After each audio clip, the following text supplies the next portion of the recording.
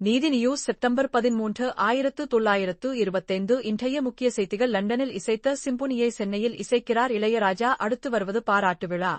இசையமைப்பாளர் இளையராஜாவுக்கு தமிழ்நாடு அரசு சார்பில் சற்று நேரத்தில் பாராட்டு விழா நடைபெறுகிறது.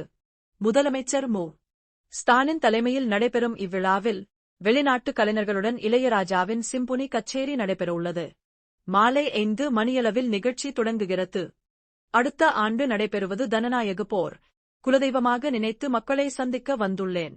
திருச்சி மரக்கடை பகுதியில் தவேக தலைவர் விஜய் பரப்புரை.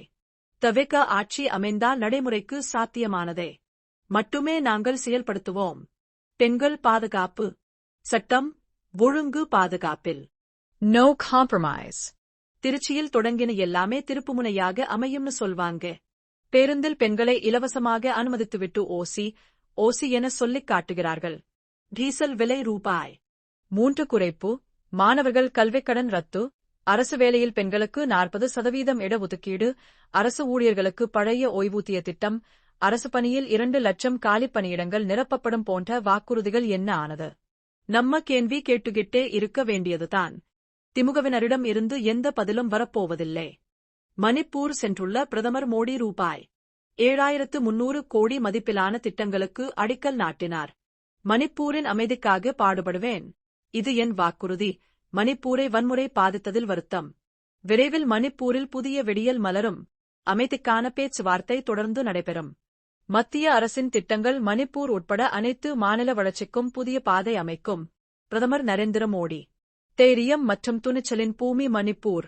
மணிப்பூர் என்ற பெயரிலேயே ரத்தினம் உள்ளது. இது வரும் காலங்களில் வடகிழக்கில் பொலிவை ஏற்படுத்தும்.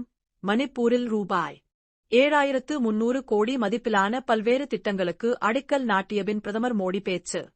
மேக்சிகேப் வேன்களை மினி பேருந்துகளாக மாற்ற தமிழக அரசு முடிவு. 25 கிராம் மீ வழித்தடத்தில் மேக்சிகேப் வேன்களை பயன்படுத்த திட்டம். மலை, கிராம பகுதிகளில் மினி பேருந்துகளாக மாற்றப்படும் வேன்கள். கிராமங்களில் பொது போக்குவரத்தை எளிமைப்படுத்த அரசு நடவடிக்கை. முதற்கட்டமாக 2000 வேன்களை மினி பேருந்துகளாக இயக்க திட்டம். வேன்களை மினி பஸ்களாக இயக்க மாவட்ட நிர்வாகம் மற்றும் வட்டார போக்குவரத்து அலுவலகங்களில் அனுமதி பெறலாம். அரசு மருத்துவமனையில் டாக்டர் உள்பட 2 பேர் கைது. கர்ப்பிணி பெண்களுக்கு கருவிலிருக்கும் பாலினத்தை கண்டறிந்து அரசு மோகன் குமாரமங்கலம் மருத்துவக் கல்லூரி மருத்துவமனையில் டாக்டர் தியாகராஜன் என்பவர் கர்ப்பிணி பெண்களுக்கு கருவிலிருக்கும் பாலினத்தை கண்டறிந்து கூறுவதாக கிடைத்த தகவலின் அடிப்படையில் மருத்துவ பணிகள் இணை இயக்குநர் நந்தினி தலைமையிலான குழுவினர் ரகசிய கண்காணிப்பில் ஈடுபட்டனர். இந்த சட்டவிரோத செயலில் ஈடுபட்ட டாக்டர் தியாகராஜன் மற்றும் இடைத்தரகர் ஸ்ரீராம் ஆகிய இருவரை அதிகாரிகள் கைது செய்து காவல் நிலையத்தில் ஒப்படைத்தனர். அவர்கள் மீது வழக்கு பதிவு செய்யப்பட்டு நீதிமன்ற காவலுக்கு அனுப்பப்பட்டுள்ளனர்.